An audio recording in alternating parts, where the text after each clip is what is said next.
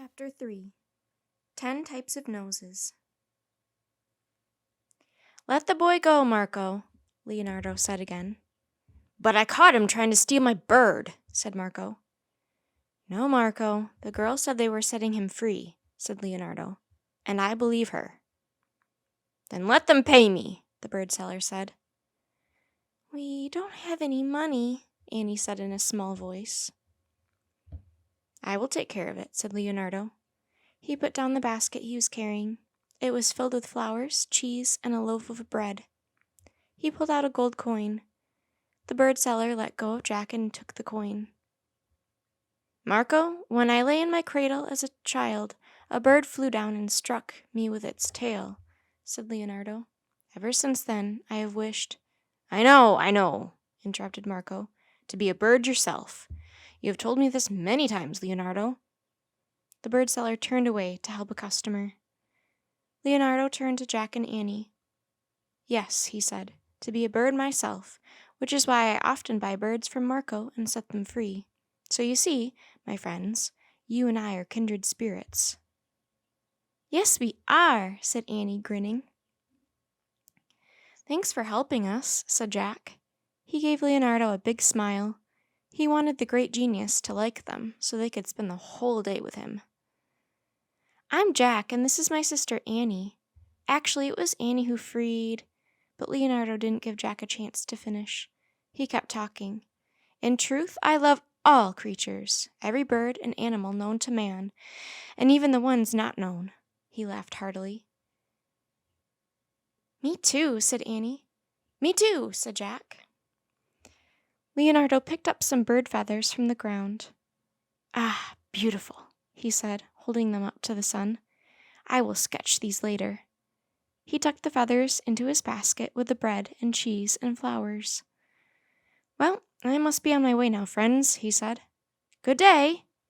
Leonardo turned and began walking briskly away from the bird stand. "Oh no," thought Jack. Before he could think of anything to say, Annie shouted, "Mr. Da Vinci! Leonardo!" Leonardo looked back at her. "Yes?" Do you need any help today?" Annie asked. "Jack and I would really, really like to help you. All day. Somehow." Jack was embarrassed. He was sure Leonardo would say no, but to his surprise, the great genius was looking at them closely and tapping his chin. "Well, actually, I am facing a great task this morning," he said with a smile. He nodded. "Yes, perhaps you could be my apprentices, just for today." "Great," said Annie. "What's an apprentice?" asked Jack. "Apprentices help a master artist or skilled worker," said Leonardo. "They work hard and study hard in hopes they'll become masters themselves someday." "Cool," said Jack. "Come along, then," said Leonardo. He started walking again. Jack and Annie hurried alongside him. They left the crowded market and started up a cobblestone street. "Do you children live in Florence?" asked Leonardo. "No, we're from, far away," said Jack. "We're here on a mission," said Annie. "We're looking for the secret of happiness." Leonardo smiled. "Ah, yes. I discovered that secret some time ago," he said. "You did?" asked Jack. "Yes, it's something I sought, and now I have it," said Leonardo. "It's really quite simple." "What is it?" said Jack. "The secret of happiness is fame," said Leonardo. "Really? Fame?" said Annie. "Yes," said Leonardo. "When I look into the eye of complete strangers and see their awe and admiration, that makes me very happy." As Leonardo strode a few feet away from them, Annie looked at Jack. "Fame," she said. "I guess that's our answer." "I don't know," said Jack in a soft voice. "Remember what the rhyme said? Though the question is quite simple, simple answers might be wrong." "Oh, yeah," said Annie. "And the rhyme says that to learn the answer we have to stay with him all day." "Yep," said Jack. He didn't mind that part. Spending the day with one of the most amazing geniuses who ever lived seemed like a great idea. Jack and Annie followed Leonardo into a square with a huge cathedral. On the top of the building was the enormous 8-sided dome that they'd seen from the treehouse.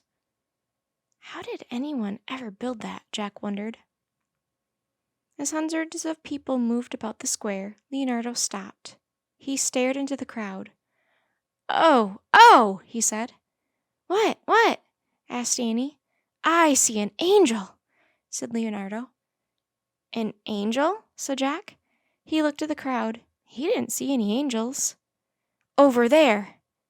Leonardo pointed to a short, dark-haired girl, standing by herself. The girl didn't look at all like an angel to Jack. She looked like an ordinary kid. Leonardo put down his basket, untied his small book from his belt, and pulled out a piece of chalk. He started to draw. I have been seeking an angel for one of my paintings, he murmured as he sketched the girl. I think I may have found her. In a moment, Leonardo was done. There. He showed his sketch to Jack and Annie. With just a few quick lines, he had created an angel. The drawing looked just like the real girl, yet somehow she really did look like an angel now. That's the nicest angel I've ever seen, said Annie. I don't know, said Leonardo. I fear the nose is not quite right. I'm afraid I must keep looking. He tore the page out of his sketchbook. Perhaps you and Jack would like to have this? Oh, yes, said Annie. Thank you. I'll carry it, said Jack. He took the drawing from Leonardo and carefully slid it into his bag, between the pages of their research book. Leonardo put away his chalk and sketchbook and picked up his basket. Come along, he said. Jack and Annie half walked and half ran, trying to keep up with Leonardo's long strides.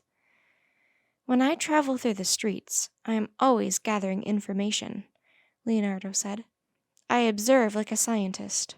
For instance, after years of observation, I know there are 10 different types of noses. Really? Said Annie. She felt her nose. Yes, said Leonardo. Straight, round, pointed, flat, narrow. Of course, that is from the side. If you look people straight in the face, you will even find 11 types of noses. No kidding, said Jack. Jack tried to get a good look at the noses they passed. He saw flat ones, round ones, straight ones, but many were hard to describe. My observations have also led me to conclude that there are many more types of mouths than noses, said Leonardo, but the location of every mouth is almost always the same. It is halfway between the base of the nose and the chin. Really? Said Annie. She held up 2 fingers, trying to measure the distance between her nose, mouth, and chin. I think you're right, Leonardo. I study people's expressions and gestures, said Leonardo. I study their hands, their eyes, their hair. But to be a truly great artist, you must learn to combine your observations with your imagination. Suddenly he stopped. Look up! Look up! Jack and Annie stopped and looked up. See the clouds? Said Leonardo. A few billowy clouds dotted the sky. What do they look like to you? Asked Leonardo. What sorts of things? Big white blobs, thought Jack. The biggest one looks sort of like a castle, said Annie. Good, said Leonardo. And that little one looks like a dog's head, said Annie, like a Scotty puppy. A Scotty puppy, thought Jack. He squinted, trying to see a puppy. Excellent, said Leonardo. And you, Jack, what about that one? He pointed at a long cloud. What do you see? Jack studied it. Well, I guess it sort of looks like a boat, he said. Wonderful, said Leonardo. I get ideas for my paintings from everything. I look at a watermark on a wall and see an old woman's face. I look at a food stain on my tablecloth and see a horse. I study rain puddles and rocks and see oceans and mountains. Oh, I do that kind of thing too, said Annie.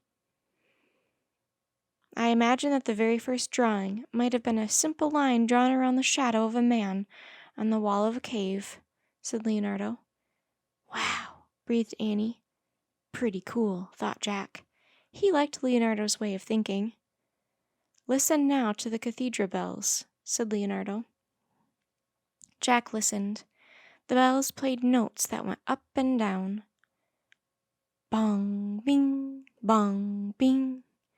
Bong, bing, bong, bing.